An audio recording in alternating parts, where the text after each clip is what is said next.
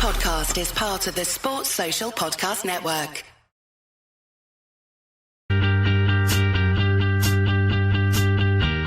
Oh, it's a goal. Who got the assist? Who got the assist?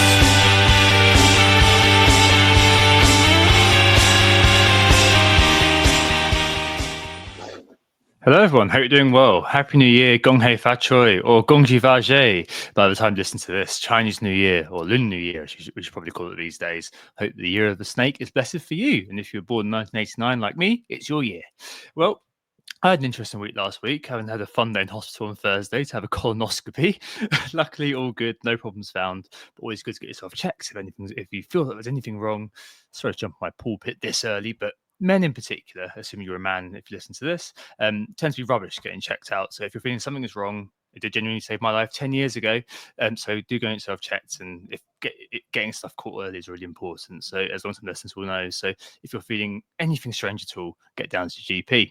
Anyway, the upshot of that is I was rewarded with a great weekend in fantasy football. Hopefully the universe was letting me know it'll all be all right. And also, pleasingly, I'm allowed to have actual beers tonight rather than the non-alcoholic type, which would it wasn't worth it, was it? But last week's pod sound was so good that maybe I might regret this if the overall quality dips as we dig in, as I kind of just descend into a bit of a stupor. But hey, there we go. Of course, I'm joined as always, by Sam. You're right, mate. Yeah, good, thanks. Apologies to anyone watching live. It was my fault or my train's fault. We were a little bit delayed and we were worried we'd have to push it back a bit further. So apologies if I'm a little bit flustered for the first 5 minutes of this pod. I've literally just jumped off a train and run upstairs to click record on this. So hopefully all good. We're both in great moods, it seems. And obviously, Tom, I'm delighted to hear that all is well with you. And we both had really good game weeks, but we'll come on to that in a minute's time. Of course, during today's pod, we'll go through the team updates. We'll look at the main focus, of course, being the double game week coming up. So we'll mostly spend this pod previewing that and bumping up the game week preview specifically to the top of the agenda. So knee-jerk with most of us, not all of us, but most of us on 3 Liverpool already, unless, of course, assistant manager is active. Any Everton assets, are they worthwhile? And if so, which ones? Plus our final thoughts on the assistant manager chip this week versus maybe using a different chip or none at all this week as well. Best captains are kind of irrelevant this week on the whole. We'll very quickly breeze over it at some point, but of course bold claims will make a comeback, and then with some extra time towards the end, if we've got some, we might have a little bit of a think about next weekend and how the business end of the season might unfold, with a bit of future gazing towards not only next weekend but the weeks after that as well, with different cup ties being resolved and chip strategy needing a little bit more thinking about over the next few weeks. It's Tuesday, the 28th of January. All games have been played, and we both had pretty good weeks, right, Tom? So let's have a look at the game week reviews. Yeah, for once, we want to be spending time on them. No, we'll do what we normally do because we know that the only way from here is downwards. Yeah, very, very, very good week for both of us. We were the top 2 in the Content Creators League, weren't we? You picked me by 1 point at the end, thanks to Raul Jimenez, late of my team. He's already gone, but Raul Jimenez not doing anything on the final game of the game week, which was a absolute snooze fest. Honestly, I had it on the background for about 45 minutes, and I was just like, I'm not watching any of this. This is a 0-0, and it's so. I mean, the best outcome was obviously that Robinson did concede because he was a big EO rank threat. But yeah, no. So Raya with a clean sheet from 9 was obviously awesome. Big plus there, and Trent with the assist and the Greaves goal at the very end. I couldn't work out whether that was good or bad. I think it was a net bad, but you know, there are loads of Alisson owners out there. So Trent owners, Canate owners did all right. Gabriel with the clean sheet and the bonus. Rooney wants midfield. Salah with just, with the goal, but that's fine. He was so highly kind of captain this week. You're approaching 200%. Next week, definitely over 200%, of course, as we discussed last week. Gordon Bumo with the luckiest penalty return I think I've ever had in fantasy football. Like when when he missed it, I was like, oh, for crying out loud, buy him in. This is what I get. 8 out of 8 penalties scored. And then it was almost mystical, Sam. It was like, oh, it's a retake. It's a retake. So I was watching. I was like, what? What? Hang on, what? And I think it was literally by dint of the fact that it rebounded out that like the players who were encroaching from the Palace side may have had an unfair advantage. So yeah, got the goal there. Credit to Baker on Twitter, who pointed out that if there had been a Monday night game, he'd be on 9 points because Optico did a big chance missed at the very end, which wasn't a big chance missed. So I would have beaten you by 1 point if there'd been a Monday night games, he would have had 9 points. He'd have gone back to two bonus. But I can't complain at all, to be honest. Beggars cannot be choosers, because that was just so fortunate to not come away with 0 points from new signing Bumo, who came in for Sarr, who again looked abject, went off.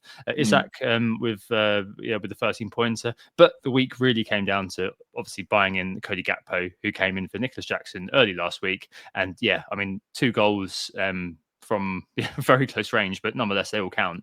And very, very pleasing 16 pointer. Probably the last week, I think that he is going to be a star player in our teams in terms of giving that rocket fuel that you need to bash through the ranks. But really, really good week, up from kind of the 500Ks to 300Ks, 200K shaved off the rank all in 1 week. So looking good. No triple captain for me next week. So not sure exactly how it's going to pan out. I think a lot's going to rely on other players surrounding Salah. But in a good position now. It would be the nature of the season, Sam, if it was a case of 1 step forward, 2 steps back following next week. But hey, there we go. Very, very good week, and obviously very happy. How about you? Yeah, fantastic as well. Can't complain. I'm up to 440 odd K at the moment.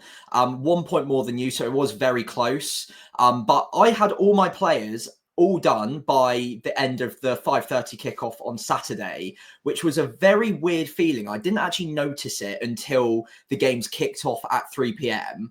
And then scrolling through my team, I was like, oh my God, I've got all of these players active. If this doesn't go well, I'm going to have a terrible weekend. However, the 3 p.m.s treated me extremely kindly.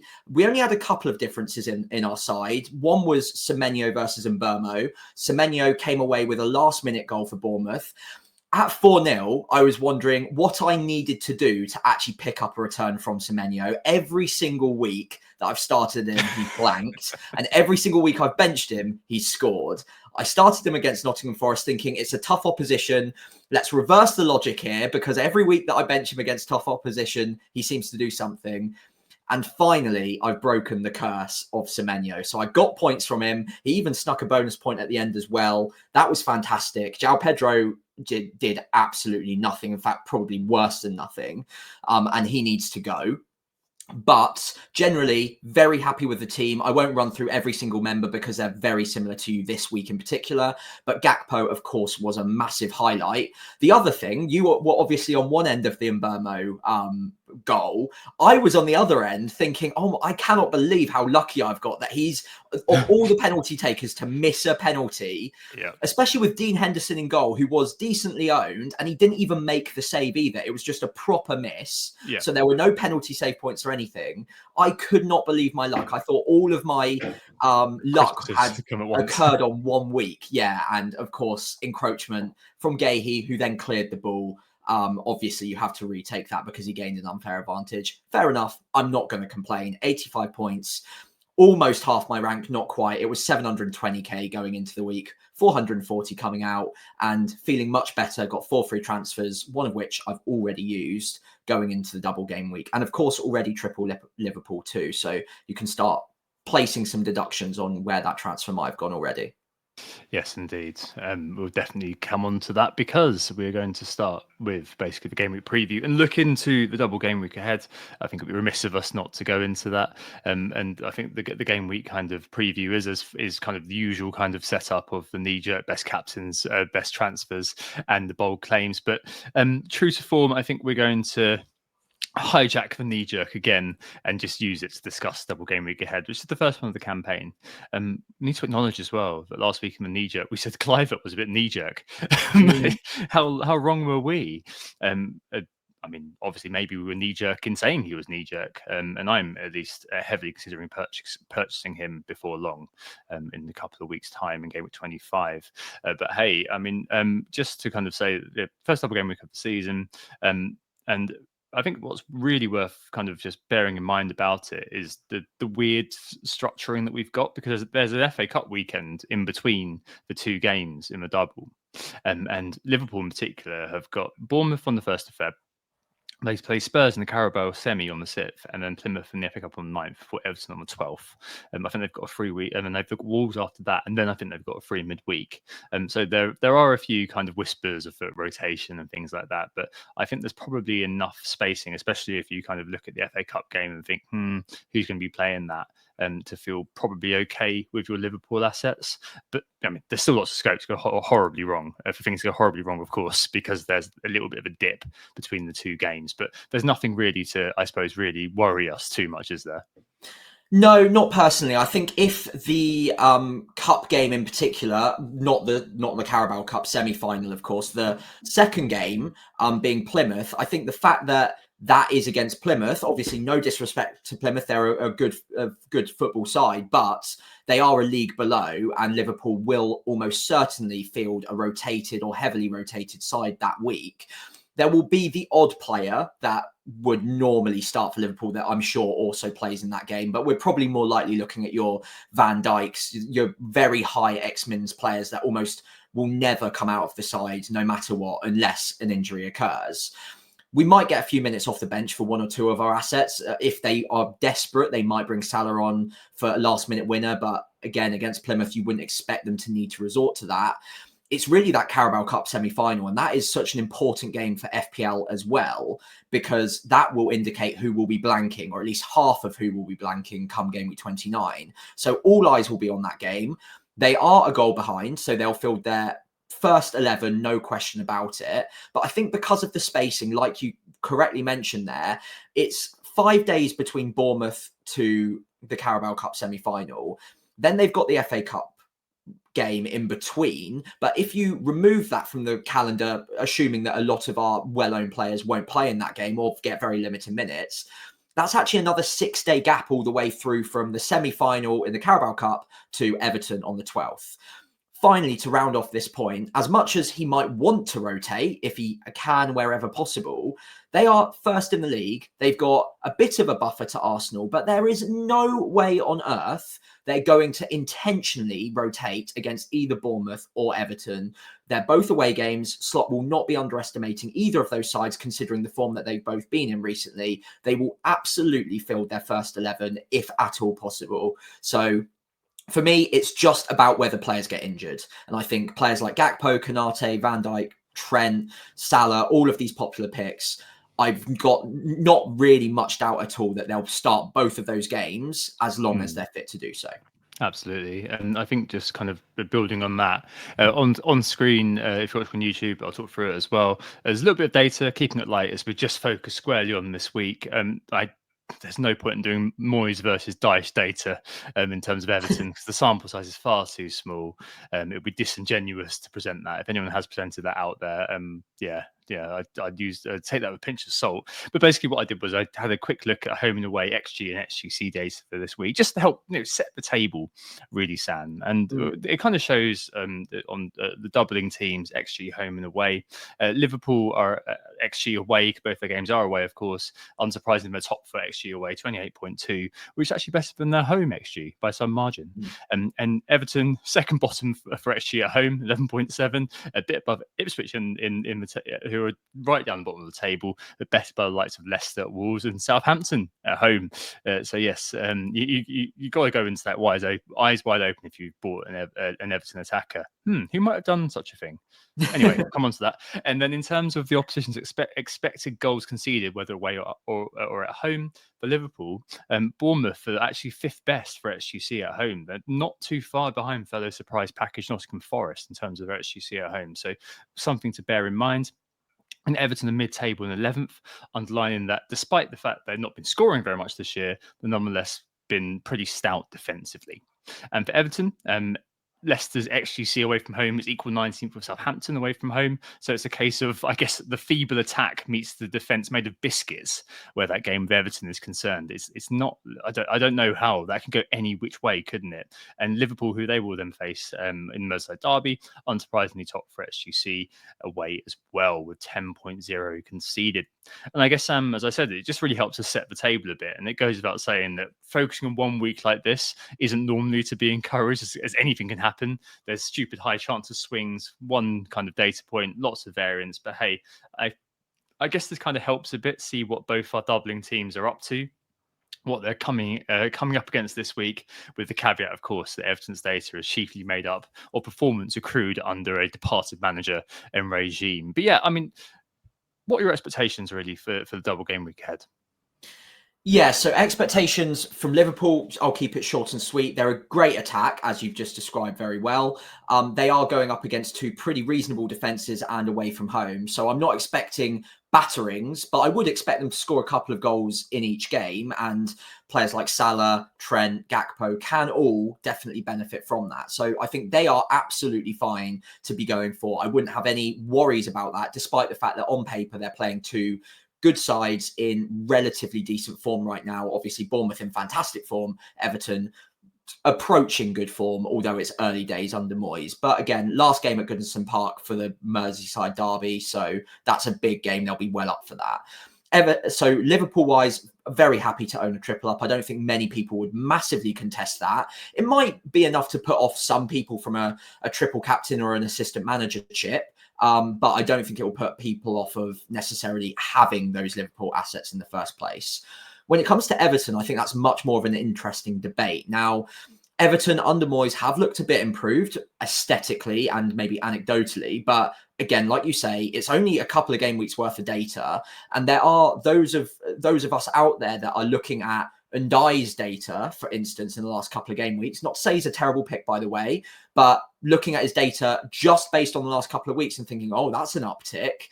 And okay, yeah, it is. But part of that, in fact, a very large part of that is because DCL went off injured and Ndai got a penalty that he had to take. So that's 0.79 XG just like ticked off, ready to go. And even if you spread that across 2 game weeks and he doesn't have a single other shot, that's 0.4 XG on average across those 2 games. So it seems a little bit much to me to say that he's had a massive uptick in form just yet, but you might still think he's a good pick regardless of that, and that's absolutely fine. In terms of defensively, because I think Ndai is realistically one of the only forward options I'd comfortably go for. You might look at a Beto because DCL's out, but you're walking into a very similar issue, and who knows when he'll come back out the side. So it is a risk, and it is short term. Where it comes to the defence, I think there's a lot more meat on the bones there. Now, Pickford's going to be probably the most bought-in Everton asset this week. Just a word of warning, I've already bought him, so this might contain some bias, fair enough. But he is the second top point scoring keeper this season. And obviously Everton haven't kept an unbelievable amount of clean sheets. They've kept a fair few. But what Pickford has been able to do, and the reason that he is one of the top point scoring keepers, is when he's called upon, he does make a lot of saves. And with that, he's actually already got 10 bonus points this season as well. So there is the odd occasion where he doesn't just get a 6-pointer, but it's an 8, 9, 10-pointer. And if we can get even one of those in the double, or we get a clean sheet against Leicester, but then a few save points against Liverpool, then you're absolutely laughing with Pickford. And I also don't massively mind the fixtures all the way through to game week 29 for Pickford either. So I think he's got enough upside there that he competes very well with any other keeper. I had Raya. I don't think that that's a massively worrying move to make. Obviously, Raya can do well. He can keep clean sheets, but I don't think that that's going to be a very noisy difference one way or the other. Outside of that, though, you're looking at someone like maybe a Mikalenko at 4.4, and he's got very poor attacking data so far across the season, playing a little bit more advanced under Moyes so far in more of a wing-back role, but it's still not great data. And I don't know in my particular situation whether it's worth doubling up on the Everton defence, knowing that Okay, with Pickford, even against tougher opposition, he might get a few save points. But with Mikolenko, I'm not really expecting that much. And I definitely don't want double Everton defence after this game week in any week. So right now, I think Pickford's the guy for me. And Mikolenko might come second if I could find a way to bench him most weeks. But I'm not massively convinced in really piling into Everton right now, given the fixtures afterwards aren't necessarily amazing, maybe bar a few save points and the odd clean sheet for Pickford. Yeah, I mean, Pickford's the one that you can just kind of keep for the next little while, can't you? Which is absolutely fine, I think. The likes of Ndai, so I've got Ndai and Mikolenko. I've had Mikolenko since game week 6. That horrible wild card, Sam, because I took out Milenkovic and somebody else last minute. God, the amount of points I'd have got if I kept Milenkovic, and decided to go Rico Lewis and Mikolenko as my two. So I've had Mikolenko all the way since game week 6, carried him through. So I've still got him, and so I was kind of like, yeah, or you know what, I'm just gonna, the data's rubbish. Let's be frank. Yeah, you can look at the last couple of game weeks and go, yeah, and Die is amazing. No, I mean, it is terrible data. It's like 0.2 non-pen XGI per 90. Correct, It's really, really poor.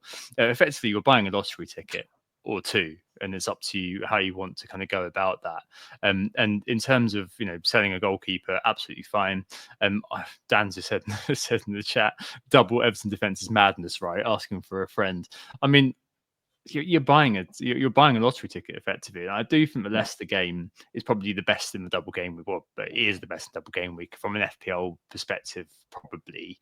And just remembering that Leicester are terrible defensively and Everton are rubbish offensively, so it could be anything that particular game.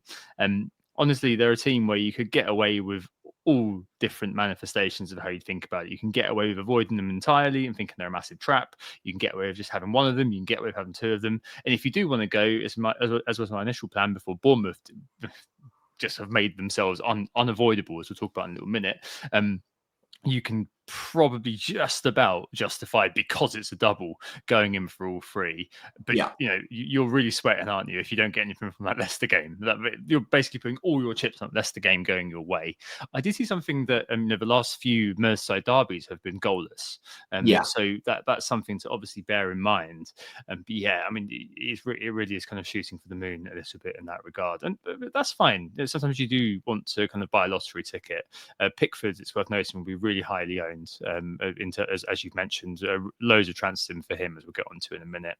And in terms of buying and die, I bought him just literally as exactly that, a lottery ticket. Do think he's actually a good player to the eye, but I'm not expecting miracles. And I had a Raul Jimenez to get rid of. That's literally it. And if you've got Raul Jimenez, you've got João Pedro like you, absolutely fine to be swapping that over potentially, although Brighton do come up against Southampton in quite short order, don't they? Yeah, so 2 weeks from something now, to bear in mind potentially. But I mean, Ndai is absolutely fine, especially if you are probably looking at going to 3-5-2 fairly soon, because there are some tasty cherries assets that you may want to be getting your teeth into. So absolutely fine to do. But I don't think on an Ndai, people should be selling a wood or should be selling anything like that to get to something like to get to a player like Ndai. I'd kind of just try to insulate yourself from double game week fever on that one. So I do think that it kind of comes down to, probably Pickford has the gold, and Die maybe the silver, and then Mikolenko maybe the bronze. I think that's kind of it. I wouldn't be looking at midfield at all. You could get lucky with a defender if you kind of want to go for a Tarkovsky, or want to go for an O'Brien, who's playing a sort of that inverted fullback role at the moment. He's pretty lanky, so you could be looking for that hashtag bullet header, which never happens. But hey, it could be you with your 15 points. I've got him in draft, so I'm hoping that. But yeah, I mean, it's not. You're really scrabbling around for a reason to buy like, if they didn't have the double, we wouldn't be looking at them. That's basically what you need to bear in mind when it comes to Everton. And assistant manager Moyes, I've seen a couple of people kind of mention that, because the 19 points versus Brighton obviously turned heads. There's no table bonus versus Leicester. There is, as you pointed out to me earlier, Sam, a very big one against Liverpool. And if they do manage to get a 0-0, then hey, your quid's in for that. But equally, I don't know. It feels a bit like, as we said last week when we were talking about chips, potentially that there's a higher ceiling later on in the year for using your assistant manager when it comes to Moyes, and maybe as well when it comes down to Slot. Although I suppose there may be different cases, aren't they? Really? Yeah, I think they are. And on Moyes, obviously, I do see a lot of managers going there, and I'm not massively against it. There is upside there. Obviously, they can definitely beat Leicester. Obviously, no table bonus there, but they could get a few goals in that and potentially a clean sheet, in which point you could be looking at maybe a 10, 11, 12 pointer there. Liverpool will be much more difficult. What I would say is if your expectation or your hope is for them to sneak a 0-0 draw, that, I believe, if I'm working it out correctly, is something like 10 points. So it's 3 points for the draw, 5 points for the table bonus, and then 2 points for the clean sheet. So that's 10 points if they get a 0-0 draw against Liverpool, which for me, like, doesn't feel that amazing. It might be good enough. And obviously, look, if they're sneaking a 0-0, they might sneak a 1-0, and then you're massively quids in. But it's just not quite enough for me to consider it. And I think maybe I've coloured my opinion a bit because I've got the triple captain left to play. And I think assistant manager is slightly easier to use later on in the season, whereas triple captain is more suitable to a smaller double. So I've maybe pre-plan that and come up with my own conclusion based on that information.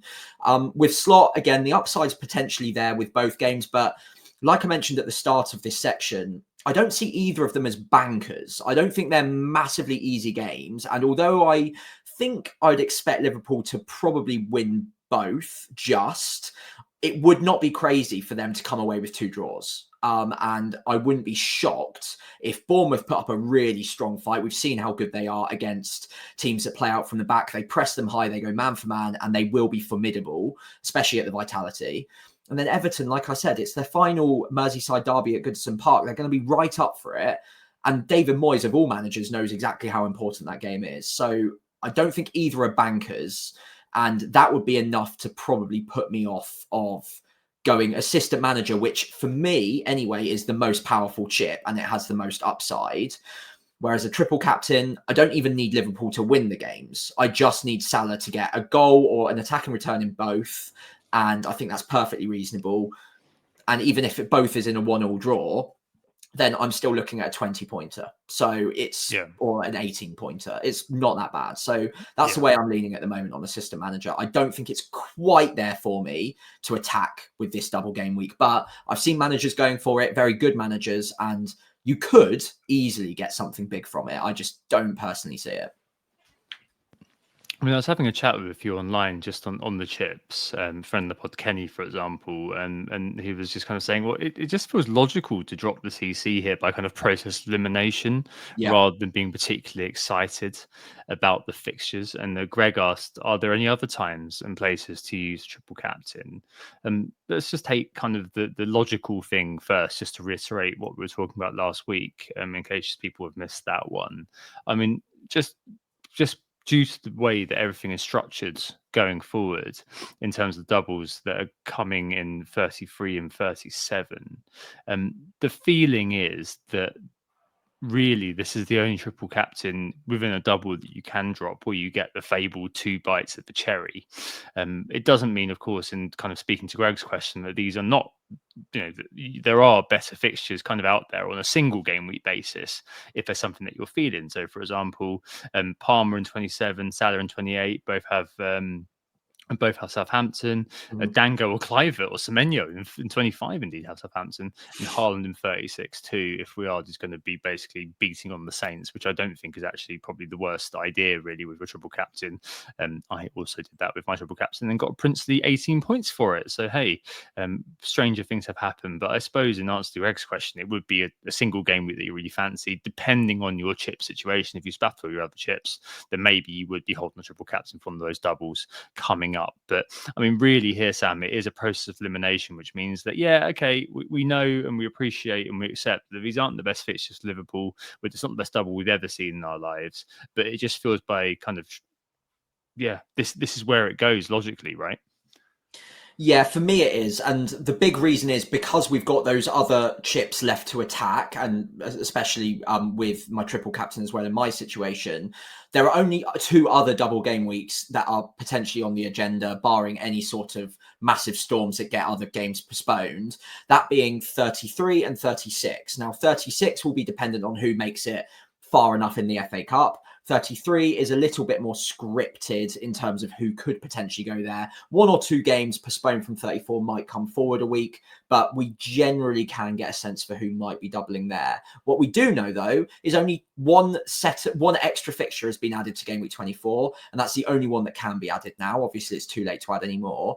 With the others, there will be further games added. So there will be, I think, a minimum of 2 added to Game Week 33, possibly more. And Game Week 36, there should be a few more than that as well.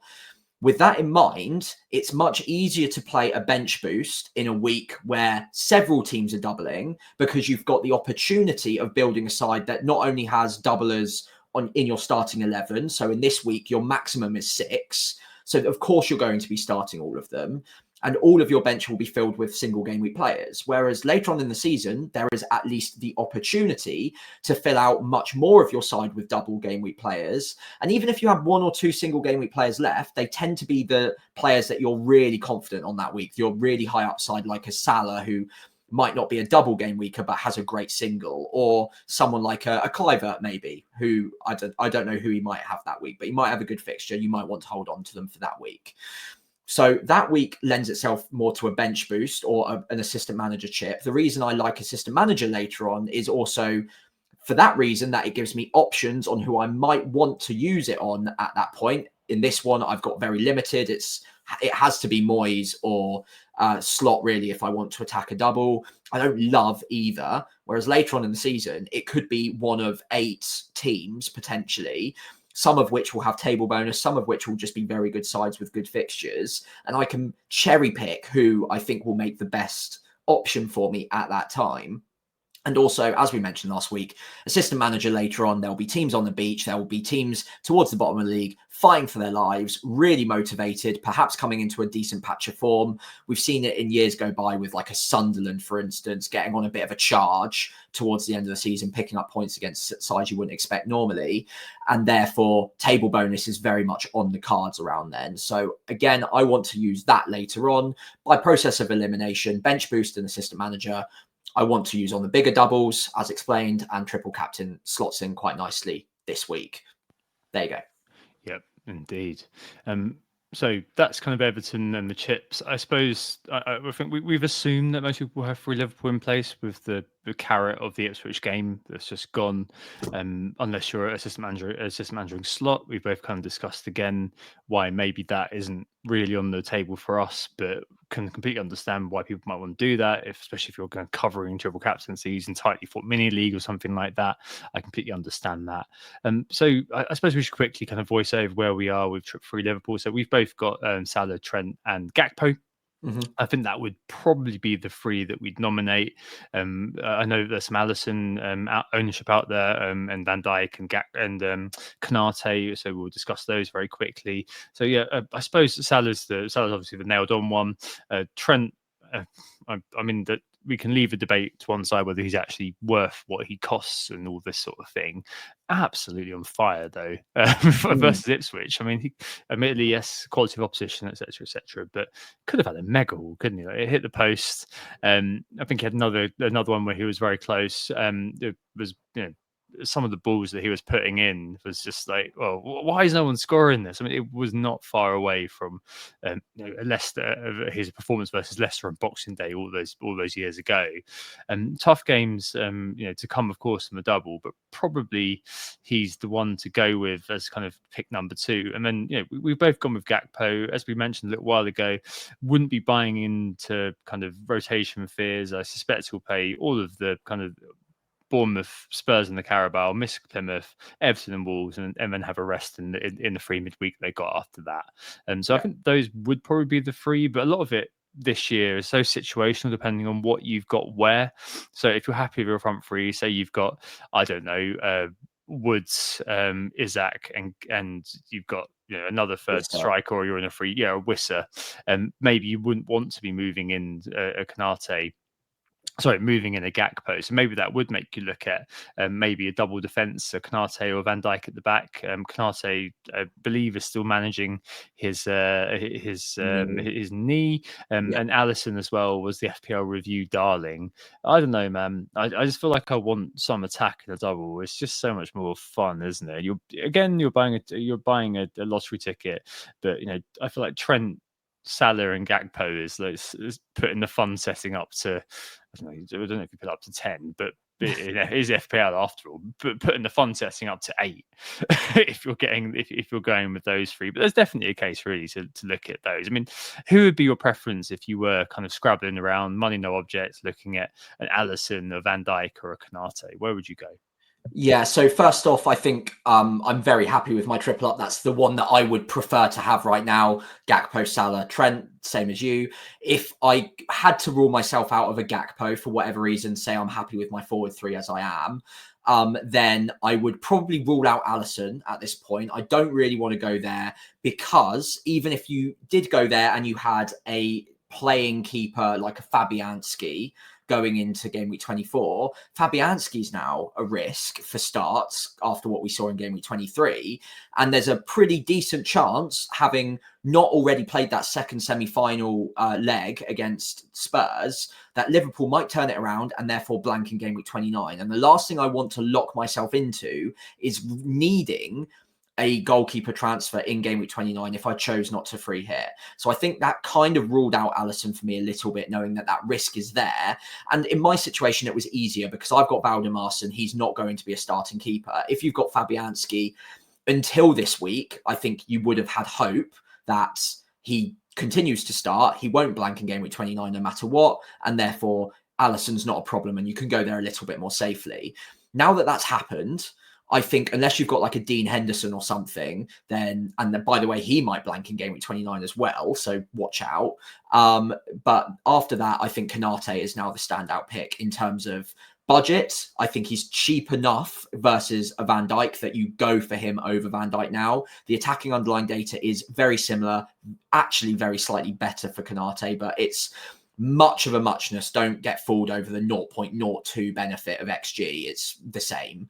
And the only problem there is, of course, the fact that he is a little bit injury prone and he is managing that knock, which again is why I haven't gone there myself. But if I'd ruled myself out of a Gakpo, then Konate alongside a Trent, because of the money, is fairly sensible. After that, I wouldn't completely rule out people like Szoboszlai or Luis Diaz either. Szoboszlai's been in good nick recently, a bit cheaper than Diaz, but don't completely forget about Diaz. He's not returned in the last 4, but he's still starting games regularly, and he's not a million miles away from getting returns either. So I don't think he's an awful pick of his own right, but I think if I was ordering them outside of the 3 we've already got, it would probably go Konate, Diaz, Szoboszlai, then Alisson right now for me.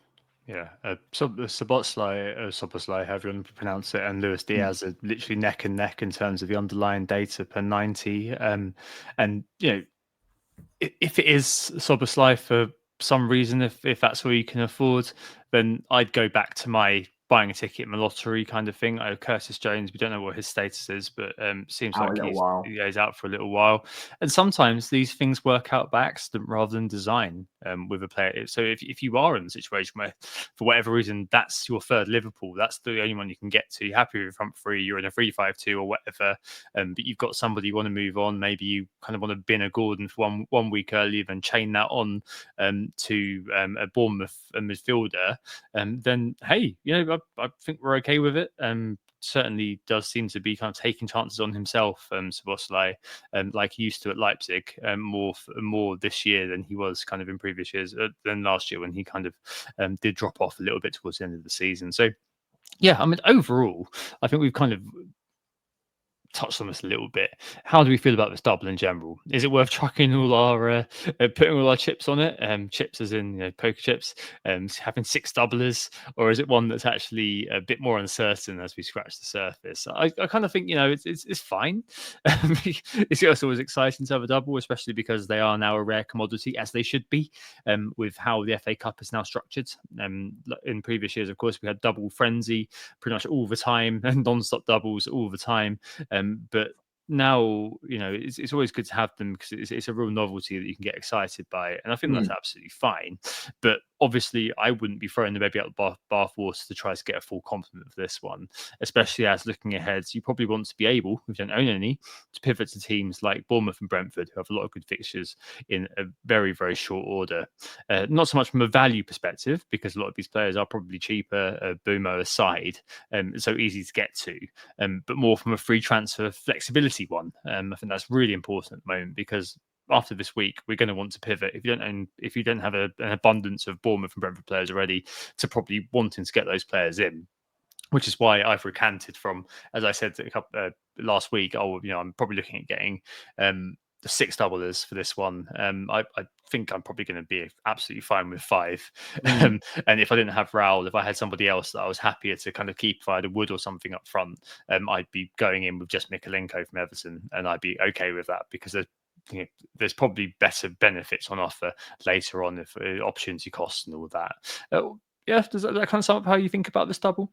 I completely agree with you. I think it's one that you don't mind leaning into from a Liverpool perspective at all. A triple up of Liverpool seems perfectly logical and reasonable. Everton, I tread carefully, but I don't think it's a bad bet to be going for 1 or 2. I think the sweet spot is around 4 to 5 overall, including 3 Liverpool in there. So 1 to 2 Everton, depending on your predisposition to pain and whether or not you've got plenty of free transfers to get rid of maybe that second Everton down the line, and make sure that you future plan a little bit with those.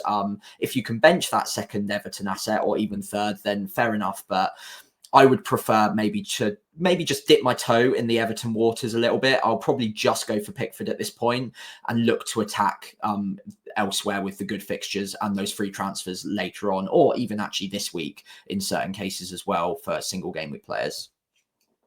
Yeah, I mean, I think with with Ndai and Mikalenko, they disappear onto my bench after this week, and I'm perfectly fine with that. If you can plan it in, you can price it into whatever you're trying to do, I think it's absolutely fine. So yeah, interesting double. We'll see how it goes.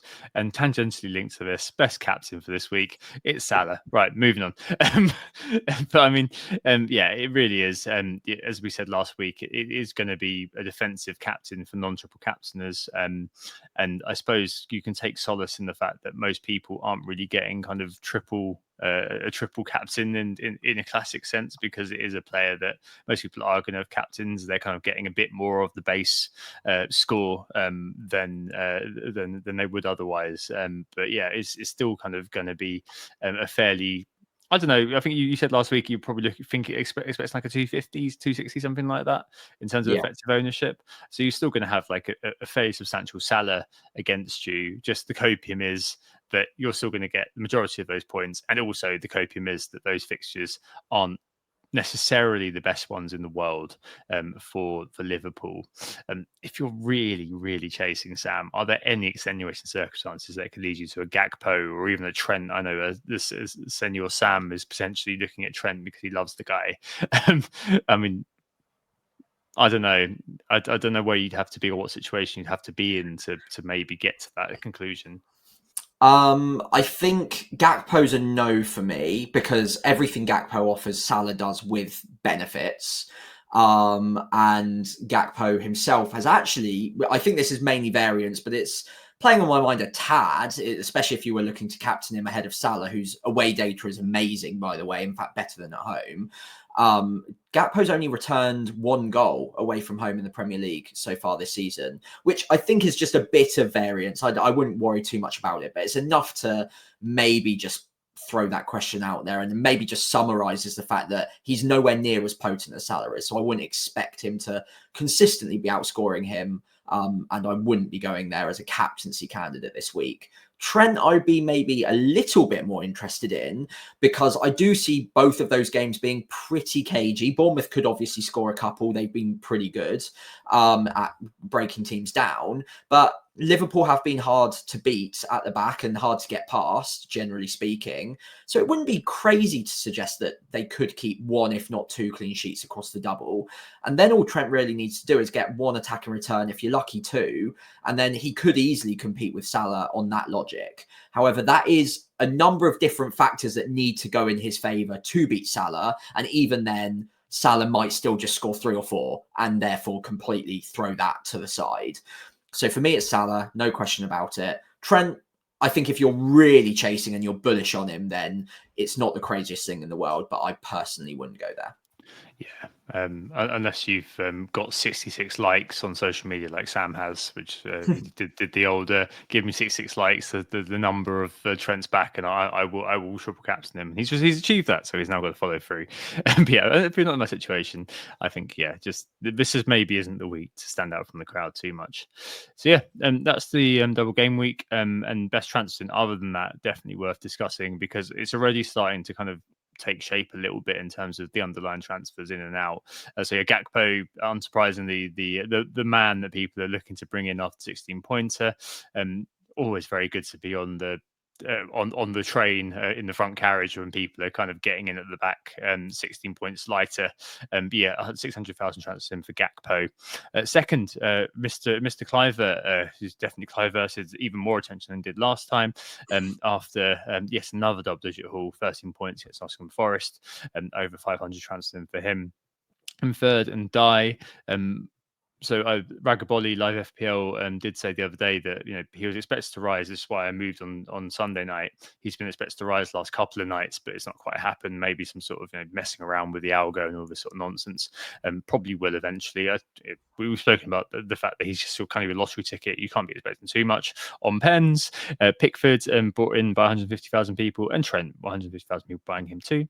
Other side, Wood, Raul Jimenez, both been sold by a fair amount, as is João Pedro. Raul and João Pedro by 150k, Wood by 230, 240k. I think we didn't speak about Wood to Gakpo, but I think that's probably okay to do, right? Yeah, I'd make that move, no question. Yeah, I mean, Wood's been great, but the fixtures coming on amazing, and Gakpo's got the double followed by Wolves. So yeah, I'd make that move in a heartbeat. Gakpo's also got better data than Wood, which is crazy, but it is true. He's been overperforming all year, hasn't he, Wood? Yeah. I think he may probably make his first appearance in my team on game week 29 in the blank, which probably says something about how this year's gone. But hey, you know what? I'm a data man. Fourth out for midfielders is Anthony Gordon. 128k selling off now. I suspect a lot of those people are going over to Bournemouth mids. And Cole Palmer still in the transfers out column. Over 100,000 transfers out for him. People getting a bit bored of him blanking, and I'm guessing kind of just needing money probably to buy the likes of Trent. But yeah, I suppose we'll be discussing Bournemouth in a couple of pods time. So maybe just a quick outline here.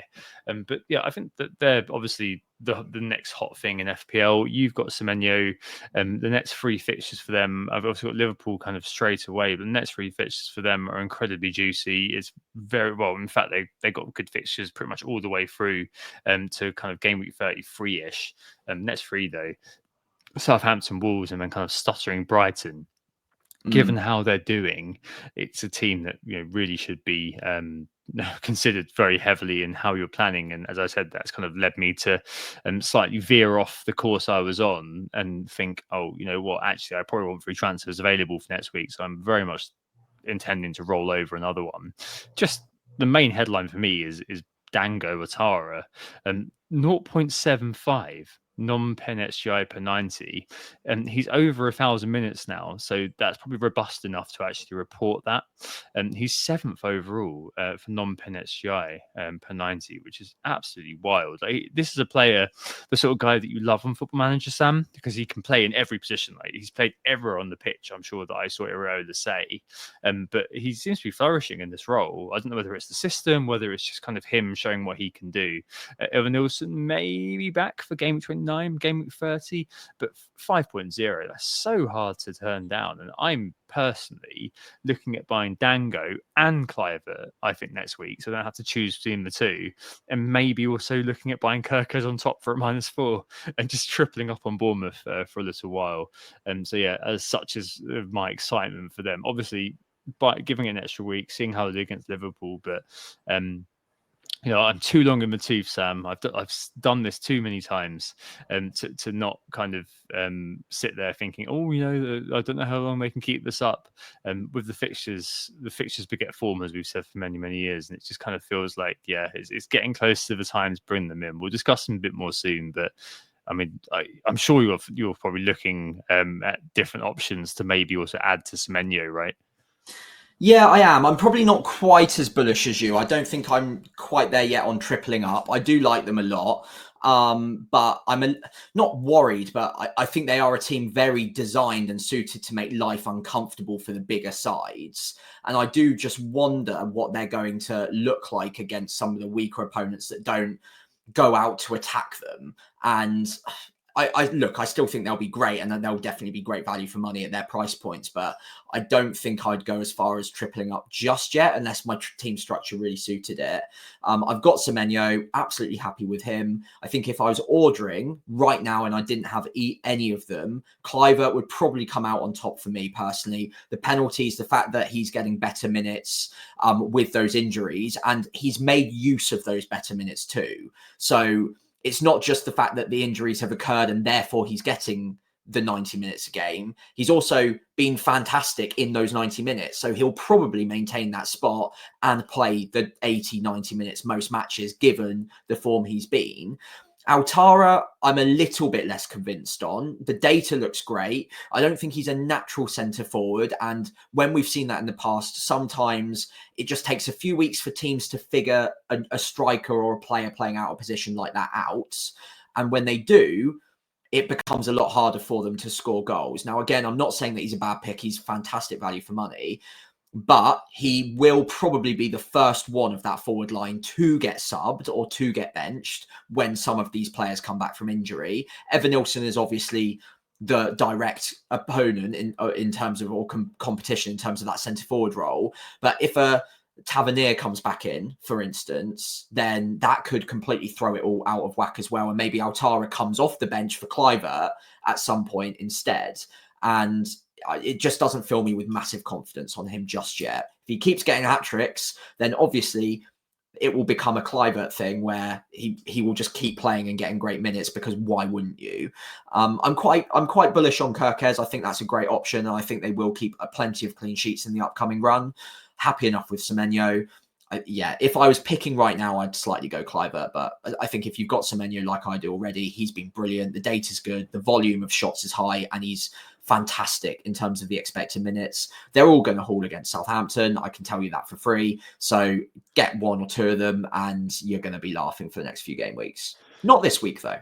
Yeah, no, I agree with you. Something to kind of slightly point out is that Bournemouth have overperformed. So the headlines have been the 4-1 versus Newcastle and the 5-0 versus Nottingham Forest. Mm-hmm. Against Newcastle, their XG was 2 and they scored 4. Against Nottingham Forest, the XG was 1.7, they scored 5. So it's a case of riding the wave. Native Faith in the chat has just said, Bournemouth run out his team eventually. I think they will, but obviously sometimes in FPL it is about riding the wave a little bit and not being too stubborn about these things. Saints and Wolves coming up, definitely teams will work it out. Of these teams, the sort of caliber of team who are going to be able to enact the plan to work that out, probably not. Kirkes fine. Howson, whose name always makes me kind of think, hang on, you talk about Johnny Howson, the Norwich and Middlesbrough legend, whenever his name comes up. No. So he's another option as well if you're looking to go cheap. The Bournemouth chat I think is kind of obscuring another one, who's Brentford.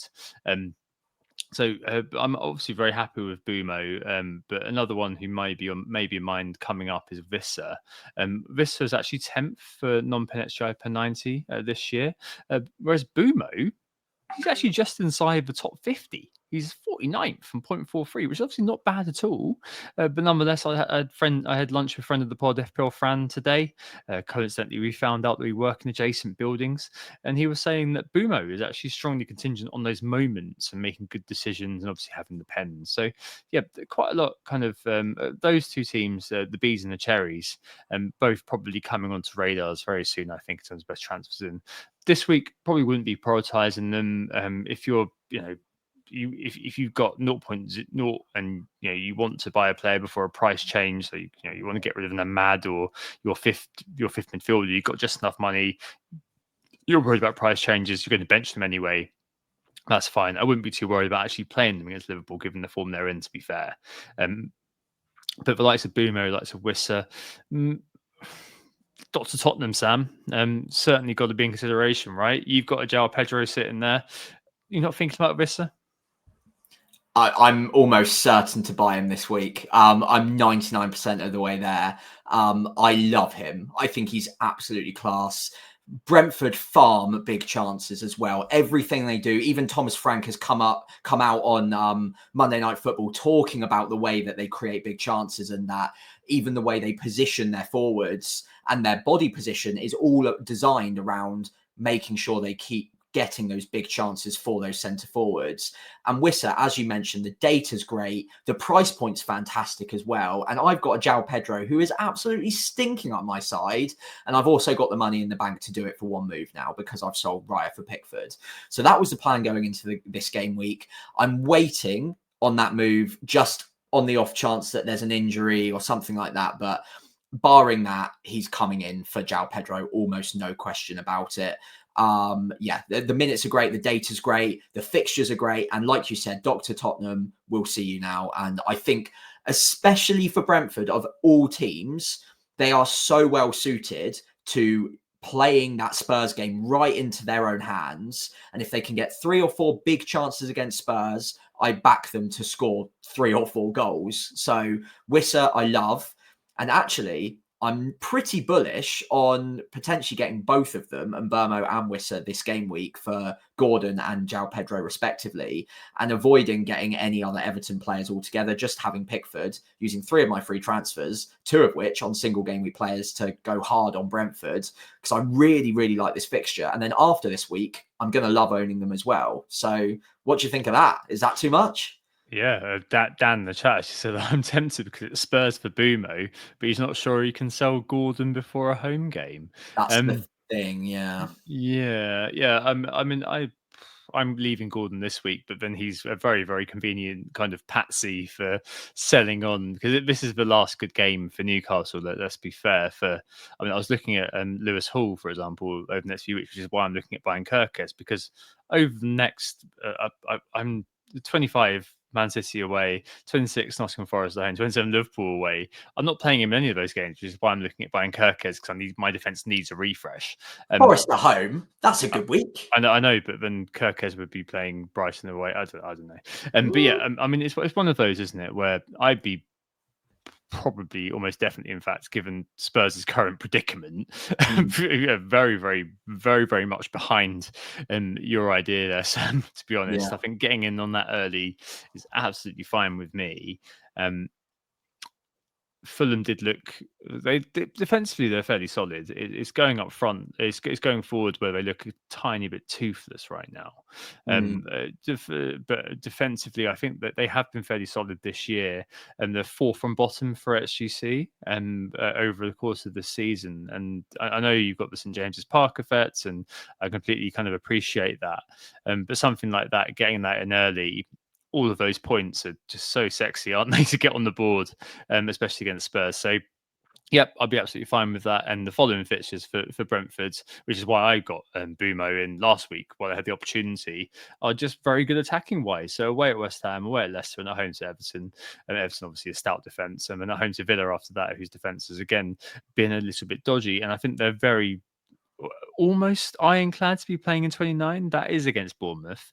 But again, any game you'd be expecting those two players to be kind of sort of the co-talisman. And Wissa is always so impressive, isn't he? Come out one of those players whose underlying was always fairly decent, but I think this year seems to have been his real breakthrough year in terms of FPL. Yeah, I mean, his underlying data, you correctly say, has always been really promising. The only reason no one's ever really picked him before now is because he wasn't a reliable starter. He's more of a bench man / a 60-minute man. With Tony no longer there, he's really stepped up as that key centre forward for them. And yeah, he's made that position his own now, to the point where Mbeumo is happy enough playing wide in that 3-4-3 when they play that system, and Wissa just stays very central. So yeah, love the data. The price point's fantastic. Minutes are great. And I think also, actually, just lastly, I think he's had almost the highest shot volume out of any player in the last 4 game weeks. He hasn't really got the returns to back it up recently, but all of the figures that you normally look at to try and predict future returns are all pointing in his direction. So he's a player that, again, I'm very bullish on, and I'm pretty certain I'm going to be buying him this week, potentially alongside Mbeumo as well, which is a player, again, you just can't really ever go wrong on. He's got good data, 90 minutes penalties. So great. Jealous of that. Very, very jealous of that. No, I think that we'll talk about that in the next. We've got 2 pods, haven't we, before the next game week? So in one of those 2 pods, we'll be speaking about that. That's for sure. All right. In terms of rounding off the rest of the game week preview, on to bold claims. Didn't quite work out for either of us this week, but I think I'm happy. I don't think you were. Not happy, no, but we're very accepting now of our fate as Southampton fans. We'll be in the Championship next year. For a brief glimmering moment, I thought I might be onto something when Southampton took the lead against Newcastle. But no, 2 promoted sides needed to gain points this weekend. Of course, Leicester did me a bit of a service in that regard, but by that point, it was already too late, and Ipswich and Southampton had both already lost. So no point for me. Yeah, none for me either. Jackson Brace versus Man City. You got subbed actually really early as well, but obviously I'm so glad to have finally gotten rid of him. Frankly, just flashed to deceive. He's not on my enemies list. He's not a Bruno or an Eze. That it will take me a lot of convincing to go back to. But I think that he's just a very streaky player who definitely seems to rely on confidence. Now he's shot of it, doesn't seem to be kind of working. And it kind of shows that, Chelsea are reportedly get rid of Nkunku, but at the moment he's the one who's still kind of coming on at the 60, 70 minute. So very, very glad to get rid of him. Very glad that it didn't come through, to be honest. Bold claims for this week. Yes, so I'm going in true double game week fashion, and we've gone quite similar here actually, for a single game weeker to be the top point scorer in the double game week. So no Liverpool, no Everton, someone else, hopefully someone like a Wissa, if I buy him in, is going to be the top point scorer in game week 24. Yeah, similar theme for me. So an Everton player outscores Salah in double game week 24. That would be huge. Yeah, obviously, I'm hoping it's Mikalenko gets a golden assist, or that'd be so funny. Or Ndiaye gets a hat trick against Leicester, gets unleashed by Moyes. That would be obviously brilliant. But do I believe this will happen? No, it's a happiness hedge, of course. But we need to get some points on the board, Sam. Maybe we need to start being less bold. Maybe we need to start being mild. Beige claims, mild claims. Need Salah to get a point. yeah. We just start to ramp it downwards a little bit, just get some points from the board towards the end of the year. So it's been 3-2 probably for about 4 weeks, no, even longer, maybe about 8 or 9 weeks now. Yeah. So need to both get into form. I think our confidence has definitely kind of gone downhill a little bit, but I feel like both of those are bold enough for the week ahead. Yeah. Right. So I think just for us this pod, we've kind of got a little bit of spare time because it's game week preview, but it is a main pod. So I thought that maybe it might be worth kind of just doing a bit of kind of future gazing, a few kind of random thoughts to pick through. If you've got any questions in the chat as well, do feel free to throw them our way. But really, I think it's just about thinking about how the final part of the season may play out from what we know right now. And I know, Sam, there are a couple of bits and pieces that you wanted to pick up from the chip pods last week that maybe we can kind of just throw in here a little bit in terms of in terms of teams who are doubling and all of that sort of jazz. So there's so much planning that's going to be needed, isn't there, for the second half of the season with the assistant manager chip? Lots of things that we're going to need to keep abreast of. And I suppose it's really a case of how are we feeling about it? I think it's going to be, if you're a nerd like us, I think it's going to be your fabled sexy spreadsheet with me kind of coming back into the planning tent. I just think it's going to be so exciting, really, to go through that and really figure out exactly when's best to deploy that system manager chip. Oh yeah, for sure. And although I've seen a lot of hesitation about whether the assistant manager chip is good or bad in terms of whether they should have added it to the game in the first place, I'm not going to really comment on that necessarily, because until we've seen it pan out, it's quite hard to tell. But I don't think it necessarily goes against the spirit of the game. It's the same way that we're kind of gambling on which players are going to score points. We're now just expanding that to teams a little bit. So I don't hate it, but let's see how it plays out. It might end up being way too heavy in terms of the variance, and there's obviously a huge luck element to it, and it could just throw overall ranks out of whack. So that is something I'm willing to accept, but also something that I kind of want to lean into, because as someone at 440 odd K right now, it was worse last game week, having that idea or that hope that I've got a chip later on in the season that if I play it right and I go against the grain, even though a triple captain you can go against the grain, or a bench boost you can slightly go against the grain, or even on a wild card, the chances of an assistant manager chip panning out for you are much higher in terms of like the points that you can make up than it working on a triple captaincy. You might get lucky. Everyone's popular triple captain might blank. They waste that chip, and then you pick someone very, very low owned. And obviously you'll go down as a legend if you manage to do it. But that's quite noisy. Whereas with assistant manager, you just need 2, maybe 3 outcomes to go your way in low likelihood opportunities. And it's not like if an obvious one pays off that you're even behind because of the table bonus. You can still massively gain rank on players who go a bit safer, go for a slot, go for a pep, who get a couple of wins in their 3 or 4 fixtures. If you get 1, maybe 2 wins off of a relegation fodder side against table bonus teams, that could be huge for your season. That could be absolutely massive for your rank, could catapult you past the people who played it safe. And most people won't get it right, but at least there's the opportunity to do so. So that really excites me, as does just the general idea that we're about to hit a period of the season where so many chips are going to be active almost every week now. I think we've hit now 44, maybe 45%. If you've got all of your chips remaining in 45-ish% of those weeks, you will have a chip active. So there's massive spikes to come. If you get most of those right and plan it correctly, then again, your season can very comfortably be saved right now. And there's no need to get pessimistic just yet. Just stay the course, keep playing the game, and you'll get there. Yeah, exactly. I do think that there's going to be perhaps a tiny bit more work, and we'll obviously try to be there to try to do that.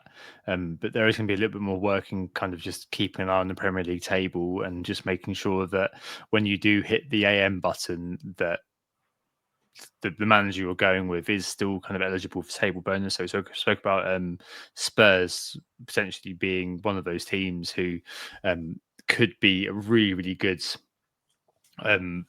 candidate for table bonus going forward, because there are so many teams who are that kind of level above them. Now, I think we need to just keep an eye basically on how things kind of turn out later on in the season, and which of the 33 or 37 does look the best for using AM. That's kind of the big unknown. But from there, we can then sort of keep an eye on exactly which teams maybe do qualify for table bonus, especially in the doubles, however they fall out. If the Holy Grail would indeed be, I don't know, talking to your point, Sam, if Ipswich, who have got a good sort of end of the season, I think that they might be a team that you might be looking at. If Leicester do pull away and West Ham do pull away a little bit further, if Spurs do kind of go really kind of far down the pecking order, at the moment they are projected to have by James Plan at FPL a double game week in 36 of Palace at home, Liverpool away, and then they've got Aston Villa and Brighton. Of those, Palace wouldn't qualify if they were table bonus. But Liverpool game certainly would, and the Villa game certainly would, and the Brighton game certainly would. So you've got 3 out of 4 of those games potentially looking like they could be table bonus. We'd definitely be sat there looking at basically results week to week, as I said last week, just to make sure that results go a certain way. So you keep that kind of that kind of five place buffer, which is going to be a really interesting exercise for a lot of us, for managers who don't look at the Premier League table as much as we should, apart from at the end of match of the day, by which point I'm normally asleep, let's be fair. But, I think it's something that's going to be really important. But yeah, I mean, overall, I do think it's a really interesting little chip that's been kind of thrown in. My feeling is that I don't know. I feel like there's been a bit more of a slow embrace of the chip over the last few weeks compared to the initial sort of reaction. Unless people are going to stick to initial reaction, because you know what the world's like these days. I think a lot of people have kind of thought about it and gone, actually, yeah, this is really powerful if it's deployed properly and if you get lucky. And I think that if we do see a few sort of huge success stories over the next few weeks, then I think that it could be, one of those things that does actually gain popularity. Don't know if they're going to include it next year, no idea. And the only kind of shame about it almost is that a team kind of like Bournemouth, for example, would be the sort of team that you really want to play it on, but actually, there's no table bonus, so they're doing too well, which is a bit rubbish. But hey, I think it's all right. I just really hope that we can land it. And it's one of those things as well that feeds into that 5 free transfers thing. So maybe we did have a plan after all, Sam. Maybe we did have a plan with including the 5 free transfers this year, plus the AM. Let's just see how they do it next year. Lots of stuff from FPL Challenge, for example, including recoveries and including all these sorts of smaller minutiae of the data, which may come into FPL scoring in the near future. I don't know if it actually will, just because it's meant to be a simple game. Yeah. But Fantasy Bundesliga includes all of these things, Sam, and it's still a great game to play. People will get used to it, though. They will, but people will get used to it very quickly if it is thrown in. Just a few small things, like including bonus for certain bits and pieces, or extra points for recoveries, and extra points for winning penalties rather than just scoring them. Like even small things like that, like they did in the other sort of formats we played down the years. Even those could be really interesting.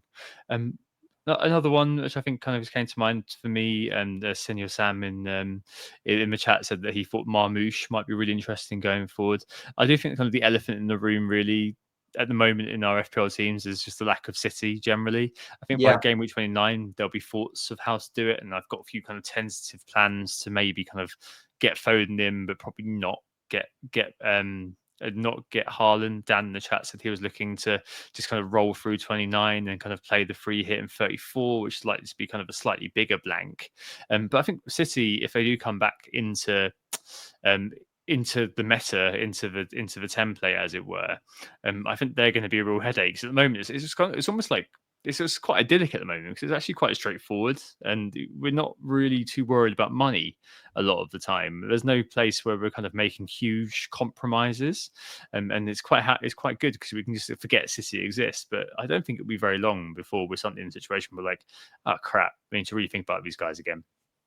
Yeah, a couple of hat-tricks on the bounce for Haaland, and we're all going to be ripping up our sides. I think the only problem with City right now, and the reason that we're not massively looking at them as active transfers is the fixtures look pretty rough for the next few game weeks. Once they're out of the way, then we're going to majorly have to rethink our plans, I think, because they do look much more potent in front of goal. And I don't really care whether they're defensively solid or not. I don't really care even if they're winning games, and they might drop several points between now and the end of the season with the way that their defense is so easily are susceptible to those counterattacks without Rodri in it.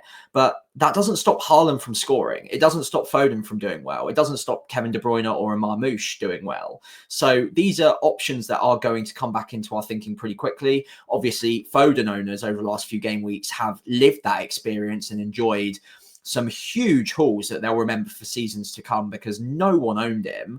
And if you can jump on a player with that much upside, because we know the quality of most of their team, all of them have the potential to do really, really well. And Foden in particular, Haaland in particular, possibly Marmoush as well, could all be very good FPL options with, to start with at least, low ownership. So I don't think I'd go for them now, considering the fixtures.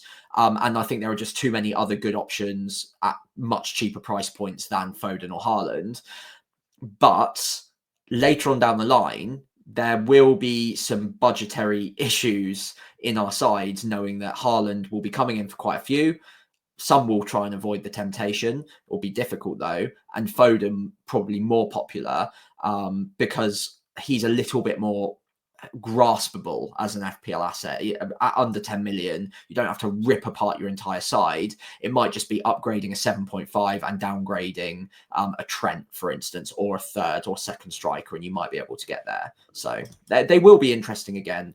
It's going to hopefully shuffle the cards yet again in a few game weeks' time. Yeah, I think it's from game week 29 onwards that their fixture run's just great to the end of the year, basically. I think they've been kind of slightly preemptively downgraded in the FDR. Like if you look at the kind of their fixture run towards the end of the year, right? Crystal Palace home, Everton away, Aston Villa at home, and Man United away in 31. These have all been given a free on the FDR, which I guess kind of corresponds to their kind of form around Christmas time. But I mean, God, we're definitely. I guess the beauty of that as well is that kind of coincides with probably wildcard time, and the likes of Marmoush, the likes of Foden, likes of Guardiola as well, could probably, hopefully, take some of the burden away from Haaland in terms of point scoring a little bit. It's good that Marmoush is so cheap. He's a very, very good player. If you've got any interest in the Bundesliga, fancy Bundesliga, for example, he was an absolute god on that. He was, we're talking Mo Salah levels. So it's not just he's Egyptian. He was very, very good on the fancy Bundesliga, like an absolute monster. So definitely a player that I think will probably. I don't know, but we need to see whether he escapes the Bundesliga tax as seen by, as experienced by Kai Havertz and Timo Werner when they came, and Kunku too. But I don't know. I've got a good feeling about his style and how it's going to fit in at City. That's for sure. It was overperforming a lot this year. It's worth mentioning, which is how he secured his move. But still, I think hopefully there are going to be the options kind of on the table for them in future. And as their fixtures get good, there are other teams who probably will fall away. So Newcastle, as we kind of mentioned earlier, their fixtures next few are probably a bit bad, but then 28 to kind of 35 are then good again. I don't know. It kind of feels like they've been a bit of a mainstay of our teams for a while with the Isaac, Gordon, and Hall kind of triple up quite. I think most people have had that, and I kind of referred to Gordon and Hall particularly as unsellable before. But I don't know. It's one of those things where sometimes the template does sort of fall apart, doesn't it? And you've got to be a bit like Alex Ferguson remaking his teams every now and again. You've got to be quite agile when it comes to that, and be kind of quite aware that sometimes I don't think I'd be ever advocating selling Isaac, but we both got designs on selling Gordon, potentially Hall again. Obviously got him at 4.4, has served us pretty well, but another player who could find his way out of the team quite soon. So yeah, one of those teams that maybe will fall by the wayside perhaps for a little while before kind of coming back into consideration later on in the season. Yeah, possibly. I for what it's worth, I don't hate the next three. I know City's in there away from home, so I'm not expecting Hall to do well, but I don't think that really prevents Isak or Gordon doing well against a City side that, again, they've looked better, but they're definitely still conceding chances. So yeah, Isak for me is not a sell by any means. After that, Gordon, I don't think he's a must sell, but just given the competitors at that price point, I think he can be a sell, and is likely going to go for me in the next couple of game weeks, just because I prefer other options, not because I think he's poor. And Hall, because of his price point, I think I'll rotate him in and out on my side for a few weeks. But I'm happy to start him in the home games against Fulham and Nottingham Forest. Forest have obviously been great, but they don't score tons and tons of goals generally. And Newcastle defensively have been very good. I think they'll keep it tight in that game. And then if I can bench him against Man City and Liverpool, after that, it's not far away from the good fixtures again. So, yeah, I'm not too fussed about holding on to Newcastle. I'm not too bothered by getting rid of them, is probably a better way of phrasing it. But if I see an asset that I massively prefer, then I'm open, at least in the situation of Hall and Gordon, to getting rid of them. I think it's a lot of that comes down to blank game between 9, really, because if they do blank in that week, then I think there's going to be a few awkward sales perhaps required. Like, for example, I get there at the moment in any FPL team planning, and I'm in a situation where I'm probably going to be selling Palmer to facilitate kind of dealing with that week. So Foden coming in to kind of just take the captaincy, for example. So it's not kind of the best situation in the world when it comes to that, and there are going to be a few awkward sales and a whole few kind of awkward situations needed. But yeah, you're completely right. I think in some cases, for example, mine, I need to completely overhaul my defense at some point, because I've got Hall and I've got Van Hecke, Van Useless, and Mikalenko on my bench. Next week, that does not look too clever with a Hall away at Man City, Van Hecke at home to Chelsea, and Mikalenko away at Palace is absolutely fine. Actually, well, it's not absolutely fine, but it's all right. But when you've got someone like Kirkes that I could bring in for Van Hecke without really worrying about it, then maybe that would be a better option, especially for in the very, very short term. Yeah, I don't know. I think another kind of very quick thing to talk about before we end is just I wonder whether we're going to see kind of 3-5-2 rear its head again towards the end of the year. I feel like at the end of every year we do kind of hit into a 3-5-2 sort of meta. And I know there's lots of Vissa hanging around. You'll be on the Vissa, Isaac and Gakpo.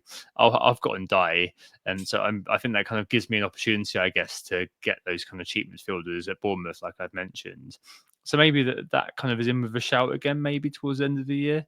I know that likes of FPL General have had 3-5-2 for most of the season, 3-4-3 with like that kind of strong first bench of, in my case, Ahmad has been really good for a little while. But I don't know. I just kind of wonder whether the way the end of the season's going, whether we will see 3-5-2 become again quite popular, just because of the abundance, as it looks like now, of midfield options on offer. Yeah, I think you're spot on there. I can definitely see a 3-5-2 in my future. And the way that I'm trying to line it up at the moment, but obviously we'll wait and see how the Carabao Cup semi-final results go, is potentially run through to a bench boost in game week 33. I've got a few free transfers now and I'm hoping to load up on those. Free hitting in game week 29 would be helpful for that strategy, because the teams mainly that blank in 29 would then, on the whole, double in 33 alongside a few others. And then I would probably look at dead ending in 34, followed by a wild card after the bench boost, obviously, which means that I don't need to worry about having a strong 15. I can really focus on my first 11, and then of course I'm also looking at potentially having a little bit spare to use on my assistant manager from 36 to 38 as well. So that 3-5-2 could be really helpful for me in those last few game weeks, because it will give me a little bit of money spare, and also I won't need to rely on my bench as much because I just won't have the bench boost left to play either. So that's the way I'm currently hoping it goes, and I think because of that, a 3-5-2 is going to be pretty popular. You could have a sort of a 3-5-2 premium if you've got a bit more money and have a João Pedro or a Jimenez who are only an extra million on top of that 4.5 million burner spot. So Or if you've Ndai. got that, or Ndai, yeah, or Ndai. Other cheap strikers are available, of course. Archer, maybe. No, don't do that.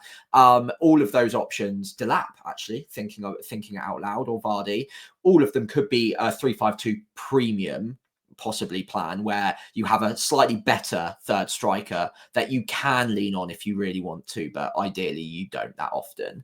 So yeah, I completely agree. I'm planning it almost out as if I will be 3-5-2ing after I wildcard, but obviously plans can definitely change. Yeah, no, for sure. All right, and with that, let's move on to our teams for this week. I think both of us have already, but I've made my moves for this week already. But you've got a few that were in the offing, as we've discussed. Yeah, so I've made the one move out of my 4-3 transfers. That is Pickford is now in for Raya. In defence, I've currently got Trent, Gabriel and Hall. I'm actually not that fussed about starting Gabriel at home to Man City. On paper, it's not ideal, but I think it's going to be a real stodge fest in that game. I think Arsenal will try and keep it as tight as possible. And weirdly, it's just my gut telling me this, and obviously we're usually much more scientific than this. But I've just got a feeling Gabriel's getting a header in this game. I just can't shake that feeling that this is the game for him to get that haul. So I think I'm going to start him. And I don't think I'm currently looking at bringing in Mikalenko right now, which might hurt me this week. And I wouldn't be surprised to see Mikalenko beat Hall or Gabriel for this game week. But I'm just not sure that it's a transfer worth me making, especially because the player I'd be selling is Greaves, and that makes it very tight on other moves, both this week and in the future as well. For example, I couldn't get Wissa and Mbermo with the money I have left. And so I think overall, I prefer not to go too hard on Everton for this week. Just Pickford's fine for me. And then, like I mentioned throughout the pod, I think João Pedro goes for Wissa in 99% of cases. And then I'm really weighing up whether or not it's worth just chasing the upside and doubling down on Brentford this week ahead of Spurs and getting rid of Gordon as well. Although that is a transfer that is not necessary. I do have Mbermo slightly ahead of Gordon this week. And I also have him ahead for the next few weeks. So arguably I should just make the move early. And I've got the transfers to do it. So yeah, I'm pretty tempted to make all three. Yeah, for sure. We discussed that, haven't we? But yeah, I wouldn't be surprised if you do it because I think they all look very nice transfers to me. I've got some risk actually with Gabriel. I'm not entirely sure where I'm going to go with it. So I've made my transfer already. Did Raul Jimenez out for and die on Sunday when it was looking like the price would change and be a 0.2 swing. Didn't quite happen for and die, but Raul did drop, so I cashed the 0.1, which I know it sounds a bit silly, but this year with the assistant managers, I'm going to take any 0.1 I can possibly get because it might be very useful going forward, especially given what we just discussed about City. So at the moment, I've got double defence for Arsenal against Man City and Raya and Gabriel. Obviously, Raya always plays because I've got Fabianski in goal. As the backup keeper who's not going to be playing. So it's between Hall and Gabriel, and I completely agree with you. Actually, I think that game is going to be incredibly, given what we've seen in the past, a game which is set up to not lose from both teams, and it will be decided on the moment. That moment will either be a mistake, so you will one of them essentially make a mistake and the striker will run through and score. It could well be Haaland, of course, or it could be a set piece, and the set piece is obviously going to be aimed towards Gabriel. So I think at the moment I'm tempted to play him, even though Hall is playing what seemed to be quite a toothless Fulham. So it's quite a tough one. That's probably the only thing that's going to be occupying my mind this week. The rest of the team's fairly set in stone. With Ndiaye and Ndiaye and Mikalenko, my two doublers from Everton. Trent, Salah, and Gakpo, the doublers from Liverpool. Don't have my triple captain, so Salah's just the captain, not expecting too much. But hey, I've got Bumo, I've got Gordon, I've got Isaac, and I don't know. I think the EO for Isaac will hopefully be maybe gameful. No, it won't be this week, will it? Because everyone owns him. But hey, it's one of those things where I'm just going to hopefully be able to get if I eke out a grey arrow, a tiny green arrow of like 2,000 places, I think that would be very, very good for me this week. And if Ndiaye does go crazy in the double game week, that's obviously going to be gold. But do I believe that's going to happen, Sam? Absolutely not. And I'm benching him as just because I don't know where I'd play him, frankly, over those players. That's me. That's me this week. Just kind of deciding between Hall and Gabriel. Review, I think, has Hall narrowly over Gabriel, but when it comes down to like 0.2, 0.3, those sorts of things, what you just said, in terms of where your intuition leads you in terms of which player to play is what's really important. And I think I probably favour, despite the fact that I've got double Arsenal defence against Man City, probably favour playing Gabriel. If it was away, maybe I'd be looking like maybe I'd put Horde in over Gabriel, but just because it's at home as well, something in me was kind of thinks, I think I feel good about playing Gabriel at the moment, but I think about it going forward. Yeah, I like it. Strong team this week. I wouldn't be massively surprised to see you seep out a green arrow despite having no chips active either. So yeah, I like it. It's a strong bench as well. If Fabianski was playing, I think I might have, with enough convincing, managed to at least plant the seed of bench boost in your mind. But rightfully so, you're not considering it, are you? So all good there. Cool. All right, there we go. Fantastic. Well, thank you all so much for joining us this week. Obviously, first double game week of the season. We're both very excited for it. Sorry we were a little bit late on the live recording. Again, my fault for getting on a train, which was over an hour delayed. So apologies for that. But hopefully you enjoyed the ride much more than I did on my commute home. In the meantime, we have been Who Got the Assist. You can find us on Twitter or X, however you want to call it, at WGTA_FPL or FPL Pricey on there. Blue Sky is WGTA or FPL Pricey on there. Instagram and Threads, it's WGTA.FPL or FPL Pricey on there for me. And if you enjoyed the pod, as always, if you could give us a follow on those social channels, that'd be amazing. If you could give the pod a 5-star rating wherever you're listening to it, that'd be equally great. And finally, if you're watching along live, which a few of you are right now, if you could leave a like on the stream and also subscribe to the channel, that would be massively appreciated. It really does help us out. Yes, thank you very much for doing that, and thank you very much for watching and listening.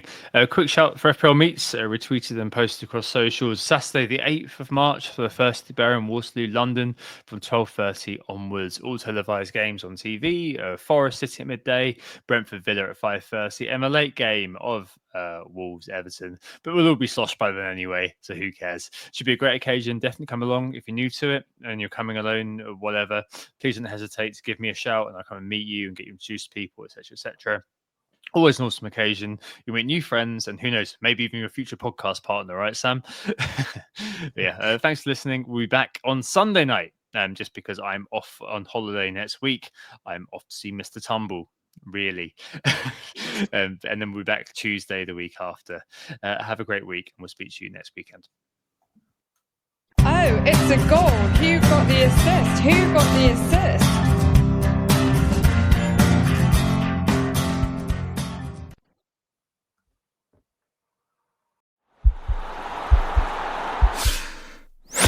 This podcast is part of the Sports Social Podcast Network.